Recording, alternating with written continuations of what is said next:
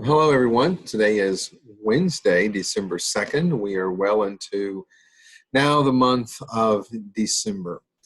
There are a number of things that I want to share with you related to happenings in the weeks to come here at Fairfax Baptist Church. But in this edition of the Midweek Minutes, I want to take just a moment to say thank you to all of you for your responses, for your ministry, for your prayers to me and to my family in the recent and sudden passing of my mom. Yes, she was here in October visiting with the family. She did not come to church because of COVID-related concerns, as most of you are doing. But she was here. We drove around Northern Virginia, countryside, into Maryland and Southern Pennsylvania to look at leaves and to stop at little roadside cafes and have a sandwich on the patio. We had a great time.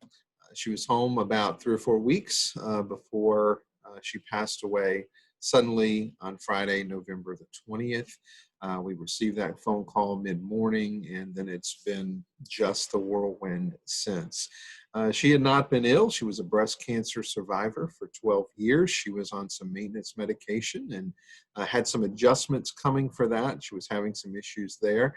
You know that many of you prayed for her. She had her knee replacement, and that was giving her some agitation as the seasons changed. But otherwise, she was relatively healthy.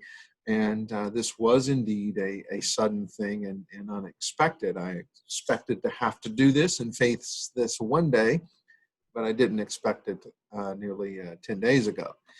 So we thank you for your prayers. We came home to stacks of cards. For those of you who have sent texts and emails, phone calls, phone messages, the cards, the flowers, the food, both there in South Georgia, as well as since we've been home the last 36 hours or so. We appreciate it. It's been just overwhelming response, and we will get around to the formal thanks as we need in the coming days. But I do want to pause and just thank you all for your love and your prayers and your concerns. I am the executor of my mom's estate. And as well as her business affairs with the property company that she owned. And we'll be taking care of those things hopefully after the first of the year. And I'll tell you a little bit more of some things that are on the horizon for January and February next week. But just know that we hope to get some of those things behind us in the months to come.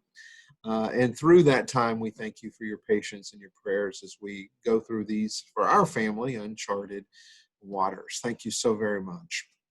Well, there are a few things that I want to just touch base with you in regard to happenings here at Fairfax Baptist Church. First of all, thank you for those of you who filled in the gaps on kind of a quick and emergency phone call while I was away. I was gone 2 Sundays, gone for a Tuesday night Bible study. For those of you who made all of those things happen, thank you so much. I also was gone on the weekend. That was our emphasis for our Thanksgiving baskets, our meals for families. So I want to say thank you anyway for pulling that off, but thank you too for the extra miles that were created that you had to travel in light of our sudden and hasty departure Friday a couple of weeks ago. Thank you for pulling that off. We ministered to 12 families. We provided a meal for Thanksgiving and certainly leftovers and other resources for meals for the week.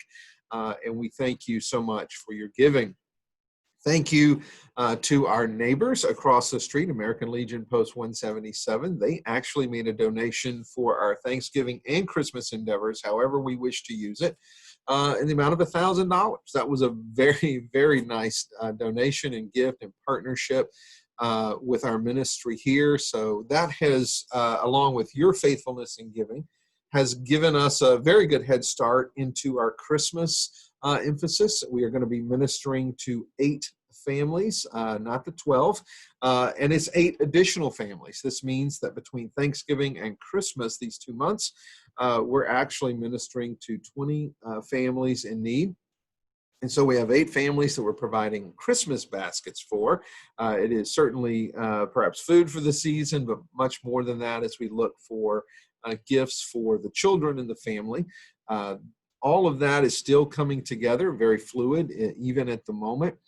Please note that attached to the email in which you received this link for our Midweek Minutes video, there is the December little newsletter sheet, and there's some information about that process. But know that all that came in that was overage financially for our Thanksgiving meals, that is going to be our head start. We have a good head start for our Christmas initiative for these 8 families. But if you'd like to give, you can continue to do so. If you've given to Thanksgiving meals and that's what you wanted to do, know that your gift still has made this December initiative possible.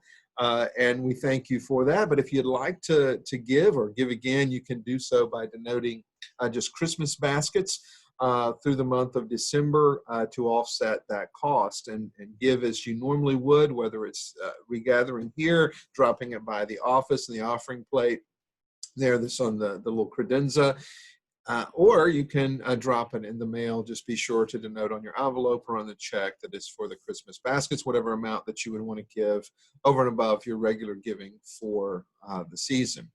Also, want to just touch base with you. You'll notice that on that little news sheet that's attached, there's news related to December. And the bottom line simply is this: in light of our COVID protocols, in light of recent decisions from the governor's desk and other executive orders regarding non-worship gatherings, we've had to make some hard decisions. They're sad. But yet we wipe that tear away with joy, knowing that we have next Christmas season to do some of these things. And so here are basically the guidelines for December. We are certainly having our regular Tuesday night Bible studies. It is Zoom or in person here in the library or in the fellowship hall, depending on those who might attend. And then it's always available for Zoom. Let us know in the church office if you're not on that email blast where you get the link by midday on Tuesdays. We'll have our Tuesday night Bible study through the month. We will not have it the last week between December and between Christmas and New Year's, that last week of December. Our office will be closed for that week. And so we've got about 3 or 4 more of those to go. If you want to be a part, we are looking at the Advent and Christmas season. It'll be a great addition, hopefully, to your study time. Then our morning worship at 11 on Sundays. Join us safely, regathering with all of those protocols, but also, of course, streaming online. And by now, that is very familiar territory to most of you. They're on our website. Click the blue button, join us, and tap into our live stream. We'll be focusing on our Advent and Christmas season as normal. However, that's about it. We're not able to do some of the things, much like we had to set aside our Thanksgiving meal that is our tradition. We're having to set aside a few other things, beginning with what we had hoped to do on December 20th. There was already some information. We've already done some minor publicity. We're having to roll that back a little bit. But in light of some of those executive orders, we felt it best not to have a community engagement outreach event. So our Walk by Bethlehem is canceled. It's not postponed or not going to be refitted into some other way. We are just going to do that to save that resource that we began using last year, I think very effectively. We're going to continue that next December, in December 2021. And we'll get back to kind of a normal footing and how we can gather and so forth. So we're going to set that aside this year. Thanks to all of you who had already begun planning and dreaming and scheming and putting things together. We were looking forward to it, but we've had to set that aside. Also, we deemed it best, and this is worded in your little news sheet that you received, we deemed it best not to try to fit or to force our Christmas Eve service within the protocols of the regathering guidelines. Our tradition, it is a lot of fun. It is beautiful. You feel like you're stepping back into time, into a beautifully candle-lit and decorated colonial sanctuary. And we're singing carols that have been sung for years, if not decades and centuries. And it's a wonderful time. We're huddled together as families, packing the pews, and got our candles, and we're singing the carols of the season. And we're just not able to do that. We're not able to do that in a way that carries that same warmth, that certainly allows us to accommodate those who typically would come or want to come. And instead of making it rigid and within the protocols that we're forced really to operate, we deemed it best simply to offer that as a streaming worship only. You're going to be hearing more about that in the days to come. Wipe away the tears. It's sad for us too. We were, trying to figure out ways to make it work, but it just looked just too rigid and not the beautiful service. And I'd rather share that in our memories, regather that way next year, and then we can do some creative things because we're kind of forced to digitally and online. So we're going to be able to gather from literally wherever we might be on the planet on Christmas Eve in our living rooms, streaming together. So stay tuned for information about how that service is going to be offered, what it might involve, and how you can be a part and how you can connect. I just hate to be the bearer of the bad news, but it's one of those decisions that we have made together as a board, as deacons, as other leaders and worship leaders and ministry team, our staff. Again, for all of those, it's not been a willy-nilly decision. It's not been an easy one. It's not something we've taken lightly, but it's something we feel that is best and safest in this season. So thank you for your patience and your understanding. Well, just keep all those things in mind as we come through the Christmas season. There's no Grinch, but Jesus is real. And know that we'll get through this season. As awkward as 2020 has been, December of 2020 is still going to create its own limitations, but we're going to navigate through them. So keep those things in mind. We have a way to connect and minister to families in need. I've shared that with you.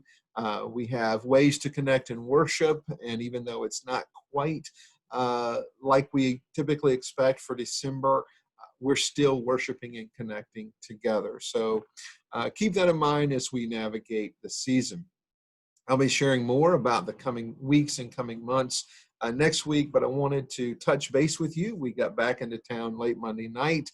And so really we've just been on the ground here in Northern Virginia, Kathy and I, for less than 2 days. But I wanted to reach out to you. I missed this opportunity last week, but just wanted to say Merry Christmas. We are coming into December. We're getting ready to wrap up this crazy year of 2020. It has been a year of uncertainty, a year of pandemic, and a year of loss in a lot of ways and a lot of frustration.